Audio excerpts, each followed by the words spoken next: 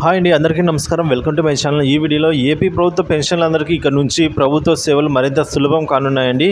అన్నీ ఒకే చోటే అయితే చేసుకునే దానికి వీలుంది. మరి పూర్తి వివరాలు అయితే వీడియోలో తెలుసుకుందాం. వీడియోని ఎక్కడే కానీ స్కిప్ చేయకుండా ఎండ్ వరకు చూడండి. అప్పుడే పూర్తి ఇన్ఫర్మేషన్ అర్థమవుతుంది. అలాగే వీడియోకి ఒక లైక్ చేయండి ఫ్రెండ్స్. వీడియోలోకి అయితే వెళ్ళిపోతాము.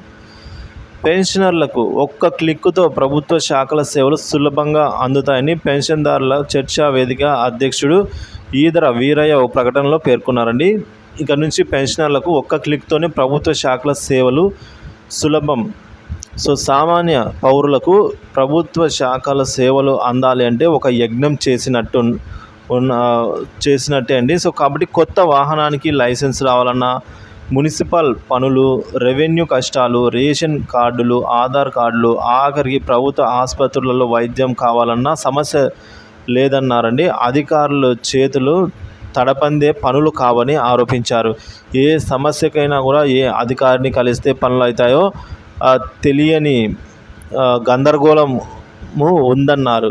సో ప్రభుత్వ విభాగాలన్నీ ఇంకా అంతర్జాలంలో వెబ్సైట్ను నిర్వహిస్తూ వినియోగదారులకు ఫిర్యాదు చేసుకునే అవకాశం కల్పిస్తున్నాయన్నారు. సో దక్షిణ ప్రాంత విద్యుత్ సంస్థ పరిధిలో విద్యుత్ శాఖ సిబ్బంది పౌరుల ఫిర్యాదుకు స్పందించకపోతే వినియోగదారులు ఆన్లైన్లో ఫిర్యాదు చేసుకునే అవకాశం ఉందన్నారు. ఎటువంటి సమస్యకైనా ఆయా వెబ్సైట్లోకి వెళ్ళి సమస్యను తెలియజేయొచ్చన్నారు. ఆ సమస్యకు సంబంధించిన ఆధారాలను కూడా అప్లోడ్ చేసే అవకాశం ఉంటుందన్నారు. వివరాలను నమోదు చేసిన తర్వాత ఓ ఐడి నెంబర్ వస్తుందని, దాని ద్వారా మన ఫిర్యాదు ఏ దశలో ఉందో తెలుస్తుందన్నారు. సమయానికి సరుకులు అందకపోయినా, గ్యాస్ సరఫరాలో ఆలస్యమైన, ఇంటర్నెట్లో ఫిర్యాదు చేయవచ్చన్నారు. ఏపీ సివిల్ సప్లైస్ జీవోలోని ఇన్స్ వెబ్సైట్లోకి వెళ్ళినట్లయితే ఫిర్యాదు డబ్బా పైన క్లిక్ చేయాలి. సో అనంతరం బాధిత వ్యక్తికి సంబంధించిన వివరాలు, చరవాణి సంఖ్య నమోదు చేయాలి. అంటే ఫోన్ నెంబర్ కూడా అక్కడ ఎంటర్ చేయాలి. తర్వాత ఫిర్యాదు చేసే విభాగంలోకి వెళ్ళి 250 పదాలతో సమస్యలను అయితే ఈ విధంగా రాయాలన్నారు. అప్పుడు ఐడి నెంబర్ వస్తుందని, ఆ ఐడి నెంబర్తో వివరాలు తెలుసుకోవచ్చని వీరయ్య తెలిపారండి. సో మొత్తానికి చెప్పేది ఏంటంటే, ఏ శాఖలో అయినా చూసుకున్నట్లయితే, ఇప్పుడు మనం ఒక మున్సిపల్ శాఖ అయితేనేమి, డ్రైవింగ్ లైసెన్స్ రావాలన్నా, లేదా బండికి ఆర్సీ రావాలన్నా, లేదా రెవెన్యూ డిపార్ట్మెంట్లో ఏమన్నా పనులు కావాలన్నా, రేషన్ కార్డు, అసలు ముఖ్యంగా రేషన్ కార్డు రావాలంటే ఖచ్చితంగా తడపాల్సిందే అండి. తడపడం అంటే వాళ్ళకి డబ్బులు ఇవ్వాల్సిందే లంచంగా. సో ఆధార్ కార్డు అంత లేదు కానీ, సో రేషన్ కార్డు అయితే మామూలు ఇబ్బంది పెట్టరు. ఆఖరికి పాస్పోర్ట్ రావాలన్నా, ప్రభుత్వ ఆసుపత్రులలో వైద్యం చేసుకోవాలన్నా కూడా మనము వెళ్ళిన వెంటనే మనకు ప్రయారిటీ ఇవ్వరు, డబ్బులు అడుగుతారండి. సో ఆ డబ్బులు ఇస్తేనే వాళ్ళు సమస్య ఏందనేది వాళ్ళు వినేదానికి రెడీ అవుతారు. కాబట్టి సో ఇలా ప్రతి శాఖలో అవినీతి ఇంతగా ఈ రేంజ్లో ఉందో మనకు చెప్పాల్సిన అవసరం లేదు, అందరికీ తెలిసిందే.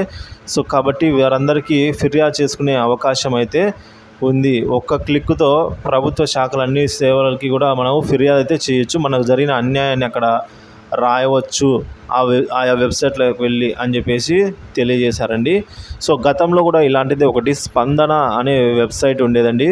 స్పందన అనే వెబ్సైట్లో మన యొక్క గ్రేవియన్స్ నమోదు చేస్తే, మన యొక్క ఫిర్యాదును నమోదు చేసినట్లయితే వాళ్ళు స్పందించేవారండి. సో ఇప్పుడు కూడా అలాంటి వెబ్సైట్ ఉంది. సో మనకు ఎటువంటి పని జరగకపోయినా సరే, ఏ ఆధార్ కార్డు కానీ, గ్యాస్ సంబంధిత సరఫరాలో ఆలస్యమైనా కూడా, ఏ దాంతో అయినా సరే ఈ విధంగా మనమైతే ఆ యొక్క ఫిర్యాదు అయితే ఆన్లైన్లో చేసుకునే దానికి అవకాశం ఉంది. కాబట్టి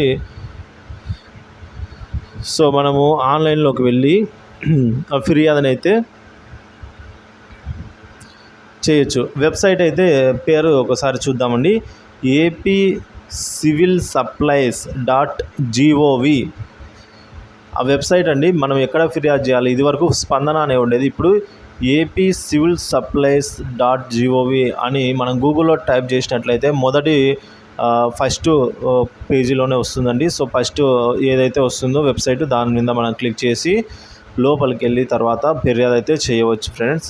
సో దీనిపైన స్పందన ఏ మటుకు ఉంటుందంటే, మనం ఫిర్యాదు చేసిన వెంటనే స్పందిస్తారా, లేదంటే ఫిర్యాదుల సంఖ్యను బట్టి స్పందిస్తారా, లేదంటే చూడాల్సి అయితే ఉంది ఫ్రెండ్స్.